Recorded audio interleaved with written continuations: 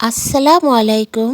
Welcome to my channel let's cooking আমি food. আপনাদের সবাইকে স্বাগতম জানিয়ে নতুন একটা রেসিপি নিয়ে চলে আসলাম। সেটা হচ্ছে উত্তরবঙ্গের সবচেয়ে জনপ্রিয় এবং ঐতিহাসিক একটি রেসিপি, আস্ত রসুন দিয়ে মাংস রান্না।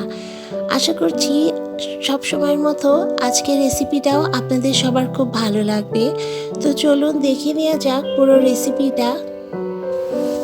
এখানে আমি 1 কেজি পরিমাণ মাংস নিয়ে নিয়েছি এবং মাংসগুলা একটু চর্বিযুক্ত। এখানে আমি আদা, রসুন এবং জিরে একসাথে পেস্ট করে নিয়েছি এবং এখানে আমি 2 টেবিল চামচ পরিমাণ আদা, রসুন ও জিরের যে পেস্টটা সেটা অ্যাড করে দিব।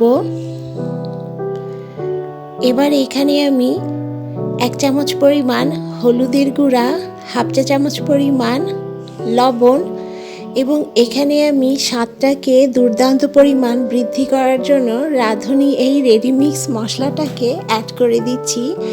এখানে 1 টেবিল চামচ পরিমাণ রেডিমিক্স মশলাটাকে অ্যাড করে দিলাম এবং এখানে আগে থেকেই 4টে বড় বড় সাইজের পেঁয়াজ কুচি করে নিয়েছিলাম এবং টমেটো, 2টো বড় বড় সাইজের টমেটো কুচি করে এখানে অ্যাড করে খুব ভালো করে মেখে এটাকে 1 ঘন্টার জন্য ম্যারিনেট করে রাখবো। 1 ঘন্টা পরে ফিরে আসছি বন্ধুরা। এখন এটাকে রান্নার জন্য রেডি করে নিব। চুলায় একটি কড়াই বসিয়ে এখানে আমি 2 টেবিল চামচ পরিমাণ সাদা তেল অ্যাড করে দিয়েছি। এখানে আমি 4 টুকরো দারচিনি, 6 টুকরো এলাচ এবং লবঙ্গ দিয়ে এটাকে একটু ভালো করে ভেজে নিব, তাহলে এর খুব সুন্দর একটা অ্যারোমা বের হয়। আমার চ্যানেলে যারা নতুন বন্ধুরা তারা কিন্তু একটি লাইক দিয়ে রেসিপিটা কন্টিনিউ করে নেবেন। এবার ম্যারিনেশন করা যে মাংসটা সেটা আমি দিয়ে দিচ্ছি এবং এটাকে কিন্তু এতে কোনো পানি অ্যাড করি নাই। এই মাংসের থেকে যে পানিটা, সেই পানিটা দিয়েই কিন্তু এই পুরো মাংসটাকে ঢাকনা দিয়ে ঢেকে ঢেকে এটাকে আমি কষিয়ে নিব। এখানে আমি 1 চা চামচ পরিমাণ মরিচের গুঁড়া অ্যাড করে দিলাম। ঝালটা আপনারা যে যার টেস্ট অনুযায়ী অ্যাড করে দিবেন। এখানে এবার আমি 4টে রসুন অ্যাড করে দিয়েছি, আস্ত গোটা রসুন, এবং এই রসুনটা দিলে এত খেতে টেস্ট হয় বন্ধুরা, অবশ্যই আপনারাও অ্যাড করবেন। এভাবে ঢাকনা দিয়ে আমি পুরো মাংসটাকে কষিয়ে নিচ্ছি। এখানে এবার আমি 1 চামচ পরিমাণ কালো গোলমরিচের গুঁড়া অ্যাড করে দিব এবং এই গোলমরিচটা দেওয়ার জন্য মাংসে একটা খুব সুন্দর পরিমাণ ফ্লেভার আসবে।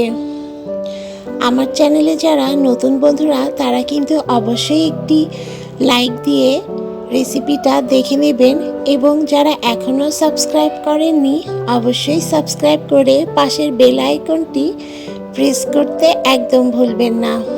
এখানে আমি এবার 3টে বড় বড় সাইজের আলু পিস করে নিয়েছি এবং মাংসের সাথে অ্যাড করে দিব। আমার পরিবারের মানুষ কিন্তু মাংসের সাথে আলু খেতে খুব পছন্দ করে, আপনারা এটা চাইলে স্কিপও করতে পারেন। মাংসের সাথে আলুটাকে খুব ভালো করে কষিয়ে নিয়ে এখন আমি এখানে ঠান্ডা পানি অ্যাড করে দিচ্ছি মাংসটাকে সিদ্ধ হওয়ার জন্য এবং চুলার জালটা কিন্তু মিডিয়াম টু লো হিটে রেখে এটাকে আমি সিদ্ধ করে নিব। তো দেখুন বন্ধুরা, পানিটাকে আমার অ্যাড করা হয়ে গিয়েছে। এখন একটি ঢাকনা দিয়ে এটাকে সিদ্ধ হওয়ার জন্য আধা ঘন্টা অপেক্ষা করব। আধা ঘন্টা পর দেখুন বন্ধুরা, মাংসের পানিটা আমার একদম শুকিয়ে আসছে এবং এখানে আমি 1 চা চামচ পরিমাণ গরম মশলা গুঁড়া এবং আগে থেকেই রেডি করে রাখা পেঁয়াজের বেরেস্তাটাকে আমি অ্যাড করে দিলাম। এখানে আমি হাফ কাপ পরিমাণ পেঁয়াজের বেরেস্তা অ্যাড করে দিয়েছি। তো দেখুন বন্ধুরা, রান্নাটা আমার হয়ে গিয়েছে এবং ঝাল লবণ সব কিছুই একদম কারেক্ট আছে। তো দেখুন বন্ধুরা, রেসিপিটাকে আমি পরিবেশন করে দেখাচ্ছি। একদম চুলা থেকে নামিয়ে গরম গরম পরিবেশন করে দেখাচ্ছি। এটা খেতে যে কি পরিমাণ মজা হয়েছিল বন্ধুরা, কি বলবো। ভাত, রুটি, পোলাও সব কিছুর সাথেই কিন্তু অসম্ভব মজার একটি রেসিপি।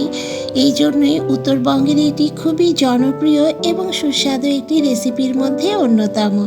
তো রেসিপিটা ভালো লাগলে অবশ্যই লাইক করবেন, সাবস্ক্রাইব করবেন এবং আপনাদের মূল্যবান মতামত জানাতে কিন্তু একদম ভুলবেন না যে আজকের রেসিপিটা কেমন লাগলো।